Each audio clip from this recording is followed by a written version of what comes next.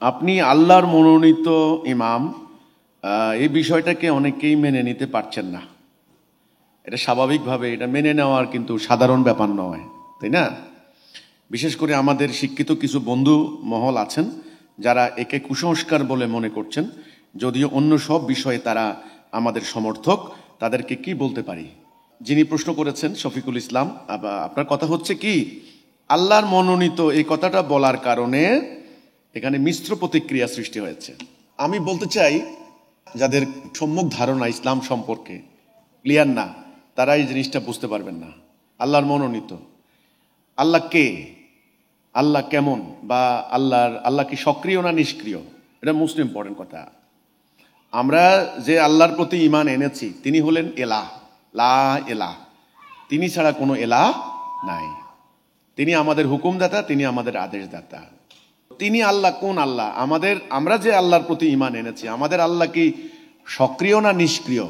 আমাদের আল্লাহ কি মানব জাতির এই যে জীবন পরিচালনা করার ক্ষেত্রে আল্লাহর কি কোনো হস্তক্ষেপ বা আল্লাহর কোনো ডাইরেকশন বা আল্লাহর কোনো সাহায্য অথবা তার শাস্তি বা তার ক্রোধ এ ধরনের আছে না নাই?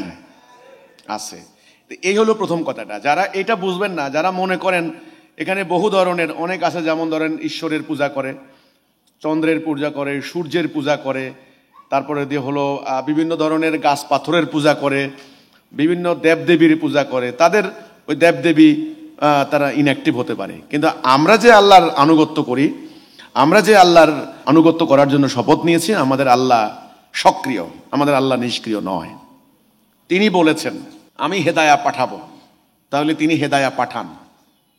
তিনি বলেছেন আমি মোমেনদেরকে সাহায্য করব, তার মানে তিনি সাহায্য করেন। তিনি বলেছেন মোমেনদের সাহায্য করার জন্য ৫,০০০ যোদ্ধা মালায়েক প্রস্তুত। ওকে, তার অর্থ তিনি মালায়েক প্রস্তুত রেখেছেন, যখন দরকার হবে মালায়েকদেরকে তিনি মোমেনদের পক্ষে সাহায্যকারী পাঠাবেন। আমাদের আল্লাহর কথা খেয়াল করেন আপনি। আমাদের আল্লাহ বলেছেন যে তার জ্ঞানের বাহিরে একটা গাছের পাতাও নড়ে না।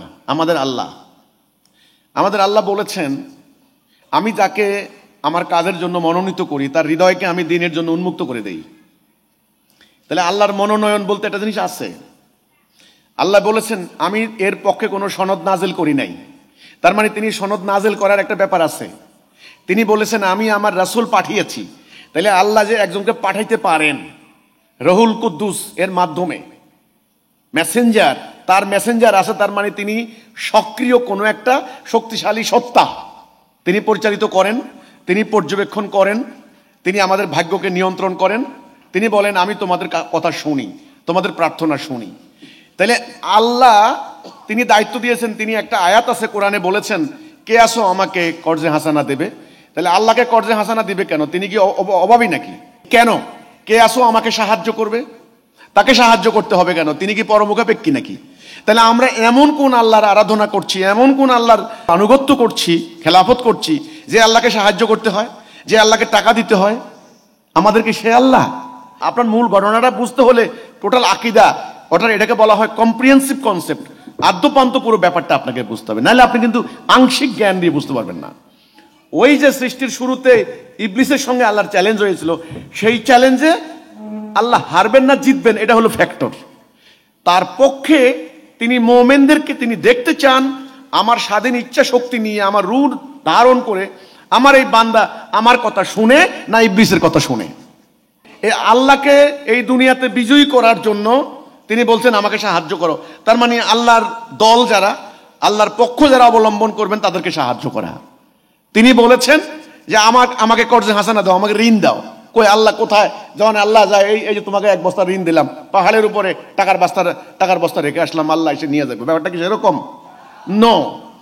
এটারে আবার নানান ধরনের সুফিবাদী ব্যাখ্যা করেছেন। আমাদের এত সুফিবাদী ব্যাখ্যা যাওয়ার দরকার নেই। আমাদের একেবারে ডিরেক্ট কথা হচ্ছে এই, আল্লাহ ইবলিসের চ্যালেঞ্জে বিজয়ী হওয়ার জন্য তার জান লাগবে, মান লাগবে মোমেনদের। এই মোমেনদের একজন ওলিল আমল লাগবে। সেই নেতা আল্লাহর মনোনীত হতে হবে। হেদায়া কে দেন? আল্লাহ বলছেন ফাইম্মা ইয়াতিয়ান্নাকুম মিন্নি হুদা, আমি হেদায়া দেব। কে দিবেন হেদায়া? আল্লাহ। তাহলে হেদায়া দিবেন আল্লাহ, কাকে দিবেন? তার মনোনীত ছাড়া। আল্লাহর ফেরেশতা কার অনুকূলে পাঠাবেন? তার মনোনীত ছাড়া। তাহলে আল্লাহ বললেন ওয়াল্লাহু মাআকুম, আমি তোমার সাথে আছি, তুমি ভয় পাইও না, তুমি পিঠ দেখাইও না, পৃষ্ঠ প্রদর্শন করো না, কাফের পালিয়ে যাবে, আমার মোমেন বিজয়ী হবে, আমি মোমেনের ওলি, কাফেরের কোনো ওলি নাই। তাহলে আল্লাহর মনোনীত কথাটা বলার সাথে সাথে আপনারা এটাকে কুসংস্কার বলছেন কেন? কেন বলছেন? কেন আল্লাহকে মনোনয়ন দিতে পারেন না? তিনি দিন পাঠাইতে পারেন, তিনি সব সৃষ্টি করতে পারেন, তার হুকুমে সবকিছু নিয়ন্ত্রণ হয়, তাহলে তিনি নেতা পাঠাইতে পারেন না? এ তো হতে পারে না। এখন প্রশ্ন হচ্ছে আল্লাহর মনোনীত কি না, এটাকে কুসংস্কার মনে করার দরকার নাই। এটার প্র্যাকটিক্যাল দিক আছে, এর বাস্তব দিক আছে, হ্যাঁ, এর বৈজ্ঞানিক দিক আছে, এর লজিক্যাল দিক আছে, একটা রিজন আছে। এর একটা ইরেশনাল নয়, অযৌক্তিক নয়, এর একটা যৌক্তিক দিক আছে। আল্লাহ দিন, আল্লাহর মোমেন, আল্লাহর মনোনীত একজন ওলিল আমর, স্বাভাবিক। এখন প্রশ্ন করতে পারেন যে সত্যিকার অর্থে আপনি আল্লাহর মনোনীত কি না, সেটা ভিন্ন কথা, সেটা মোমেনদের বিশ্বাসের ব্যাপার। কার ব্যাপার? এবার আসেন, আমি আল্লাহর মনোনীত কিনা এই ব্যাপারটা যদি আমার সন্দেহ থাকে, তাহলে সন্দেহ নিয়ে আমি আপনাদেরকে আল্লাহর দিকে ডাক দিতে পারি না। কথাটা বুঝছেন? সূরা আনামের 50 নম্বর আয়াত, আল্লাহ বলেন অন্ধ আর চক্ষুষ্মান সমান নয়। দেখেন, আমি চোখে দেখি না, আমি আপনারে বলবো চলেন আমার হাত ধরেন, আপনারে নিয়ে যাই, আপনি কি কোনো পাগল আছে অন্ধের হাত ধরে হাঁটে? আছে নাকি? আমি যদি আমার পথ সম্পর্কে সন্দিহান থাকি, তাহলে আমি আপনাকে ওই পথে নিতে পারি না।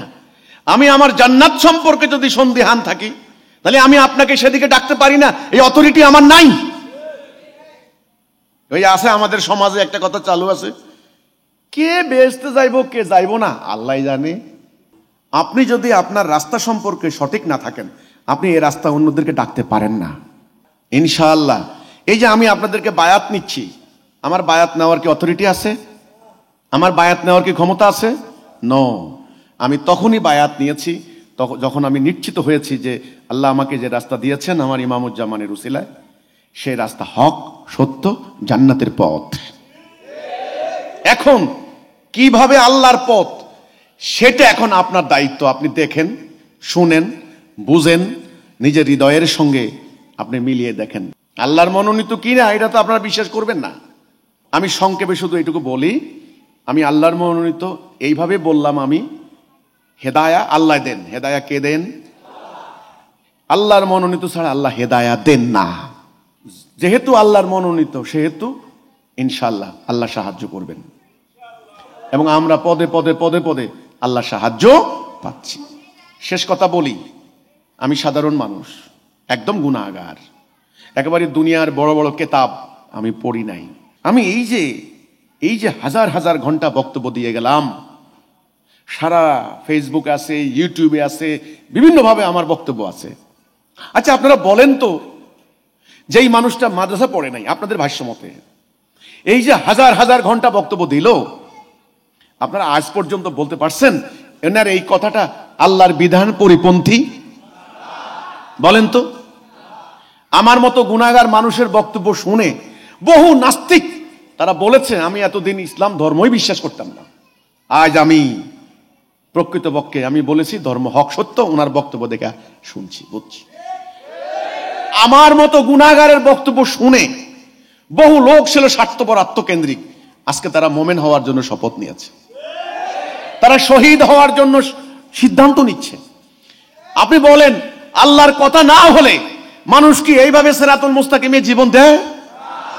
আপনারা ব্যাখ্যা দিতে পারেন, আরে ওগুলা হলো গন্ড মুরুক্ষ চাষা বুসার দল, তুমি হইছো এক গন্ড মুরুক্ষ, তোমার সামনে যারা বসে আছে এগুলো হচ্ছে আরেক গন্ড মুরুক্ষ, এই জন্য এগোরে তুমি 900 বুঝাইতে পারো।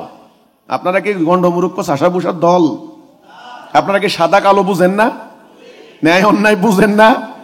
তো তাহলে আমি যদি আল্লাহর মনোনীত না হই, যেই বক্তব্যে মানুষ এই যে অনুপ্রাণিত হচ্ছে, এগুলো কার কথা?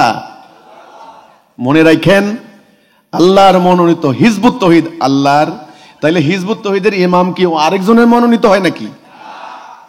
সংক্ষেপ শুধু এইটুকু বলে দিচ্ছি, আমাদের আল্লাহ সক্রিয়, আমাদের আল্লাহ নিষ্ক্রিয় নন। আমাদের আল্লাহ দিন পাঠাচ্ছেন, আমাদের আল্লাহ দিনকে যারা কায়েম করবে তাকে সাহায্য করার জন্য তার অদৃশ্য মালায়েক প্রস্তুত রেখেছেন। তিনি প্রতিনিয়ত তার মনোনীত বান্দাদেরকে তিনি সাহায্য করছেন। এটা মোমেন ছাড়া অন্য কেউ দেখবেও না, বুঝবেও না।